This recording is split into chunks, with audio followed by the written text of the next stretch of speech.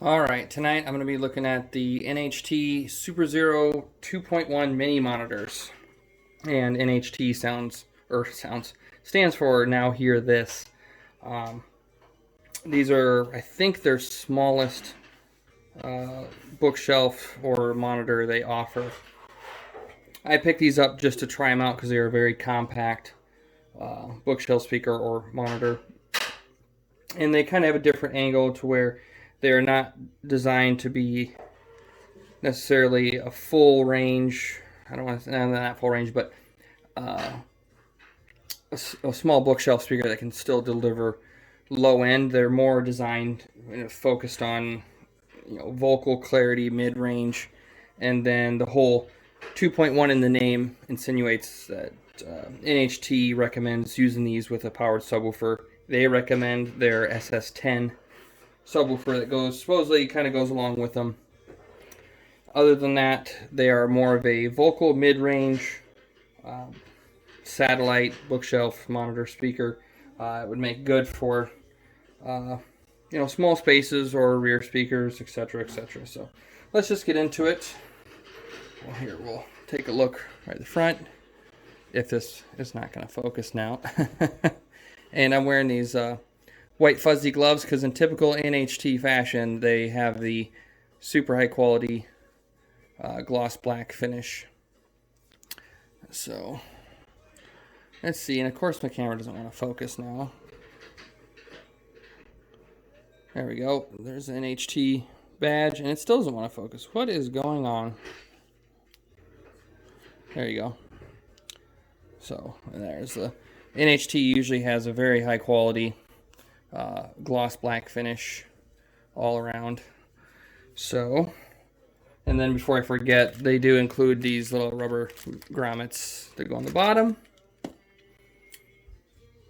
And quick specs before we dig deeper into this. Power handling is 75 watts, RMS, 8 ohms, 5-year parts and labor warranty, frequency range 85 hertz to 20 kilohertz. So still not bad. 85 is not bad for a speaker this small. You're still probably going to want to use a sub with them. Let's get the cover pulled off. Well, actually, I am just not ready for this. There's the back. Come on. But, yep, SuperZero 2.1s, 8 ohms, etc. All the stuff I just said. I believe a 1/4 inch wall mount. Some nice banana plugs, which while we're here, what I always do, I always check see how deep they are, because a lot of speakers nowadays have nice looking, sorry, not banana plugs, binding posts, and they look nice, but they're always shallow. And these are some generic, pretty small generic banana plugs. But if you go to an actual banana plug that's much longer, like almost all the other bookshelf speakers or lower end bookshelf speakers, the binding posts aren't deep enough. They're only about half as deep as they're supposed to be. I mean, they work, but it just bugs me when they're not that deep, because if something were to pull on this, it could break the banana plugs. So I don't know why, but it must totally screw up their cost to just use binding posts that are deep enough. Apparently it saves them a ton of money to use these cheap shallow ones, so because it seems like everybody does it. If you get into a little bit better speakers, then they all seem to be fine. But all right, let's pull the cover off. And I'm just wearing the gloves so I don't get them all fingerprinted up, because then I got to wipe them all down all over again. Typical plastic frame grill with plastic nubbies that fit into rubber grommet holes.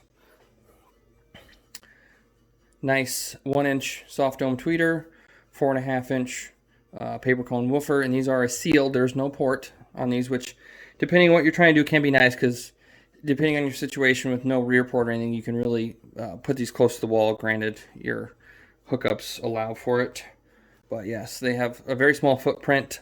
9 inches tall by 5 inches wide by 5.5 deep. So as you can see, I can palm these with, and I don't even have that big a hand. So they are a very compact little speaker.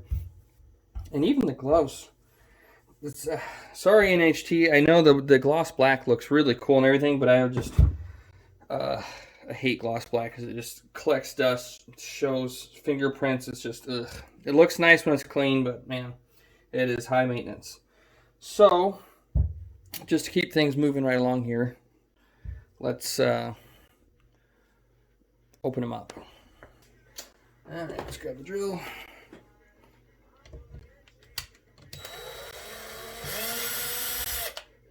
Okay, now let's see if this will work. Try to pop the tweeter out first, see if we can kind of get this in the screw hole without damaging the finish.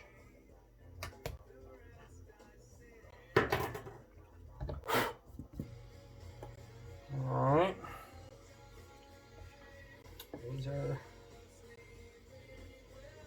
not soldered on. Let's see if I can get them off without damaging anything. Okay. It's a nice little tweeter they use.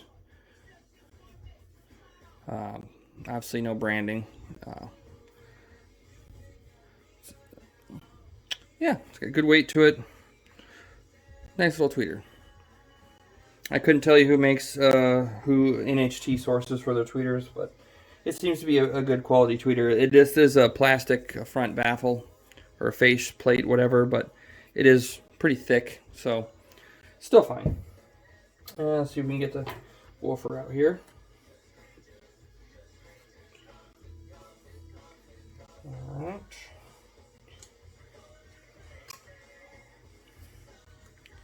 There we go, as you've seen before. Nothing super fancy. It does have a vented pole piece, which is nice. And while listening to these, if you start to push a lot of power into them, even though they are a sealed acoustic suspension, the woofer still does have a decent amount of travel. Good weight, stamped steel basket, typical with mass-produced drivers.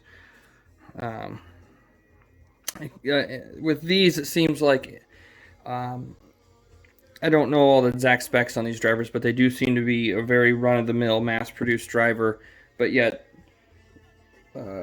through probably a good crossover and a decent cabinet, NHT manages to get really good quality sound out of a pretty generic driver. So, yep, good woofer. Just a nice paper 4.5-inch woofer. Beware though, long time use. These do have a foam surround, so at some point that may rot away, but that may be several owners down the road. Good amount of stuffing in them, which is good to see for sealed enclosure. Jesus. Whoop.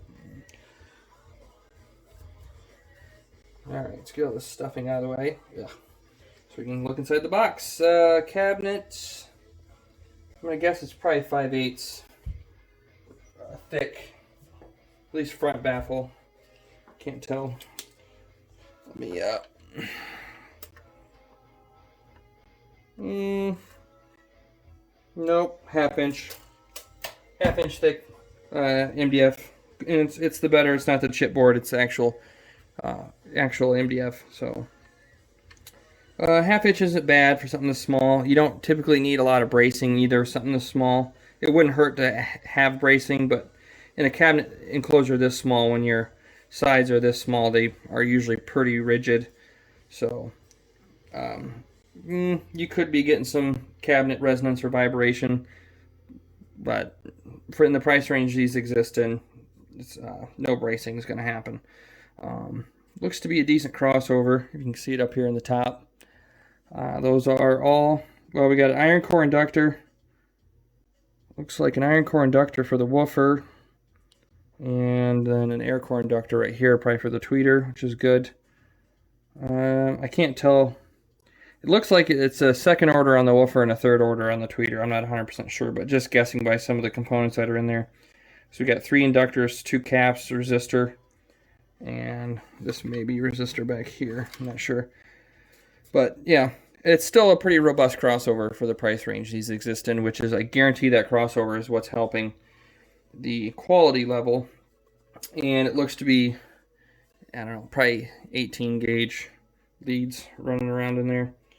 So overall, it's pretty much exactly what I expect for something in this price. The quality's it's very acceptable for this price range, really. I did not expect the crossover to be up here at the glued to the top, but I expect it to be glued to the bottom. But overall, no complaints with build quality or anything. If this was a much larger box, then the 1/2-inch MDF may be more of a problem and might require some bracing. But since it's such a small, compact enclosure, I don't think it's going to be a huge deal. And I'm sure NHT, they know what they're doing. They made good speakers for quite a while. They probably had a mark they wanted to hit with these for the price point. I'm sure they were able to hit it. So let's get it. I'm gonna get it put back together and we get it set up, and we'll do a little listening test. So hang on, and we'll be right back. All right, I got them hooked up to my Marantz SR4021 stereo receiver, and we'll be switching back and forth A/B against the Sony CS5s right next to them. The CS, I'm not comparing them. The only reason I have them next to the CS5s is I use them a lot for comparisons, just because they've kind of seemed to be just the best speaker I've tested for the money. But it's to also just kind of show a difference in the sound signature, of the NHTs versus the more I don't want to say full range, but the bigger bookshelf speaker that has more low end that can kind of get along on their own without a subwoofer. Really, it's just for comparison, really, because the NHTs are a much smaller speaker and they're not necessarily intended for the same purpose, really. So I'm not comparing them, even though they are in the same price range. The Sonys are twice their size, really. So, and if size matters and you really need the small footprint, then obviously the NHT's probably going to be, other than maybe like the Mica RB42s, but they're hard to find right now.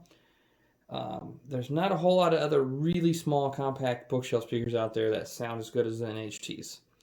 Now, if size isn't a thing, then you would probably be looking at something else like the Sonys or Pioneer BS22s or many other options. But if you're looking for something small, it sounds really good for a fair price, NHT SuperZero 2.1s.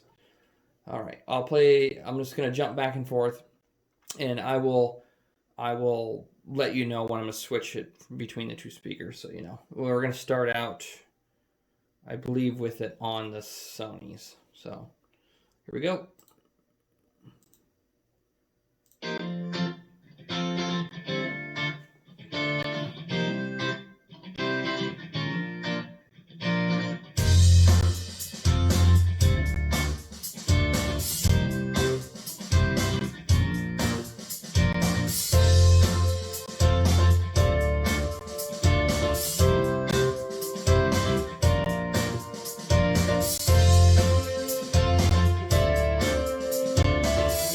All right, we'll switch to the NHTs.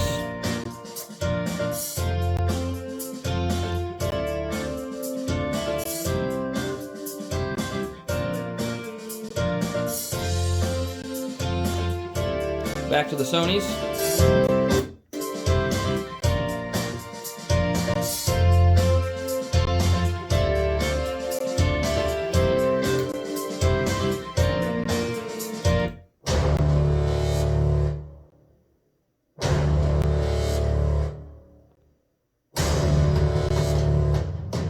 NHTs.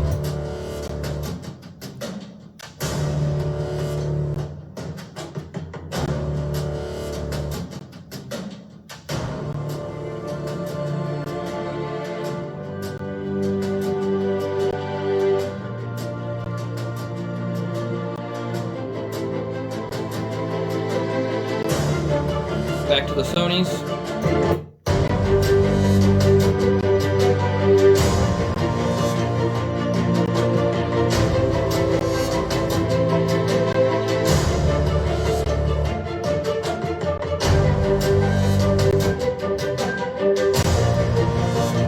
If I didn't mention, these little NHTs would work really good for home theater as well.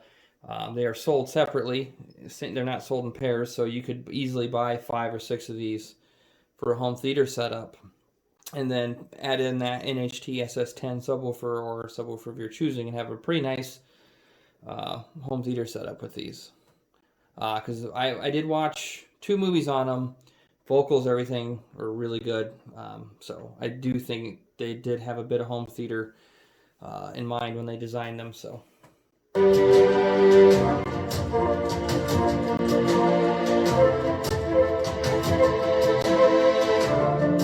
Back to the Sonys.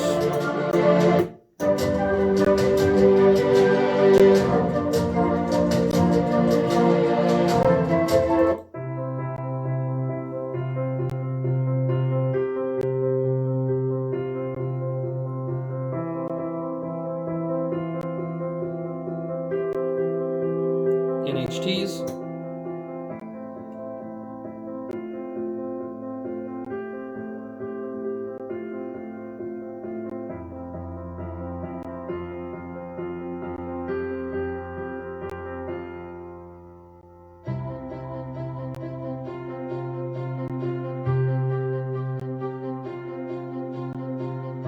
Back to the Sonys.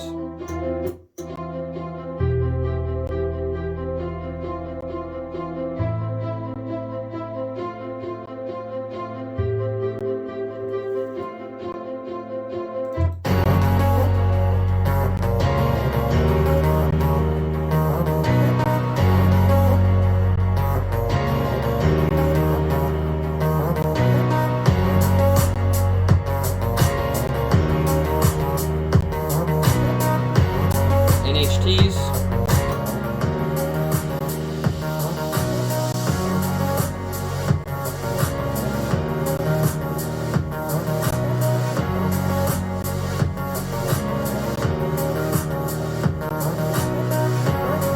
Back to the Sonys.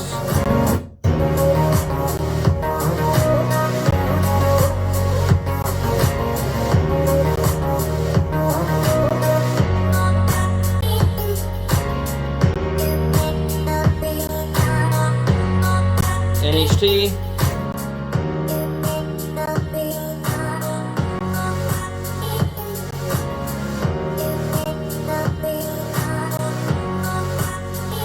Back to the Sonys.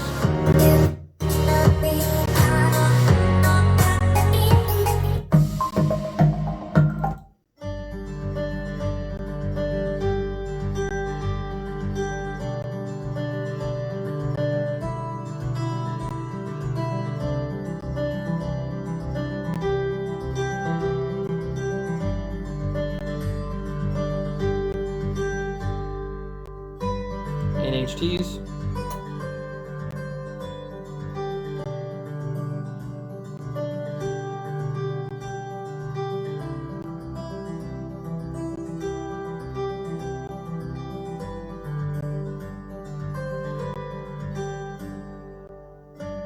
Sonys.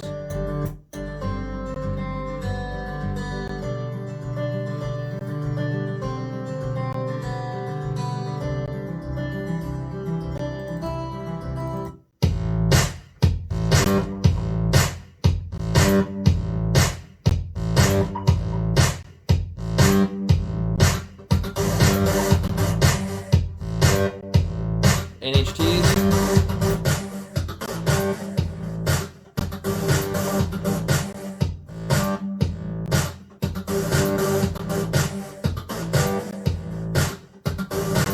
Back to the Sonys.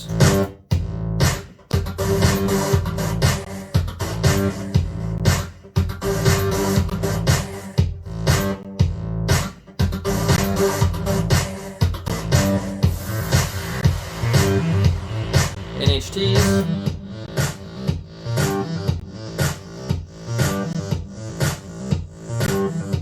Okay, I think that's all the songs I'm going to do. I'm sure you guys probably hear some difference. In the upper end, to me, they do sound pretty similar. They're both very clean and articulate and open, natural, all those great things with a good tweeter and good upper end. The main thing that's different is the Sonys obviously have much more low end, bigger woofer, bigger enclosure, etc. They're ported. But where the NHTs hold their ground, I guess, is since don't put out a lot of low end. It really keeps the mid-range and vocals, all that, kind of pretty clean and accurate and realistic. So what I'll do now is over there on the floor I have a Martin Logan Dynamo 500 woofer.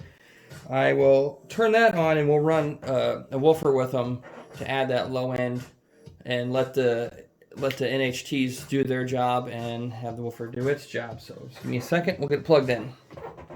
Woofer's plugged in. We'll do some of those songs over again. We're not going to switch to the Sonys. We're going to do just the NHTs.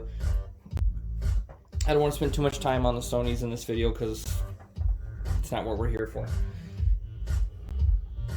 So we'll redo some of these songs over again with just the woofer included. And the woofer, it's mostly to do with my space. I need to get a little more sound deadening for lower frequencies.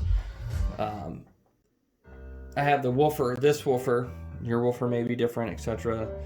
This woofer I have it at like an 1/8 on the gain and about 90 to 100 hertz. So since these are supposed to be around 80 hertz or 85 hertz, I kind of wanted to just shoot over that just a little bit to blend them. So.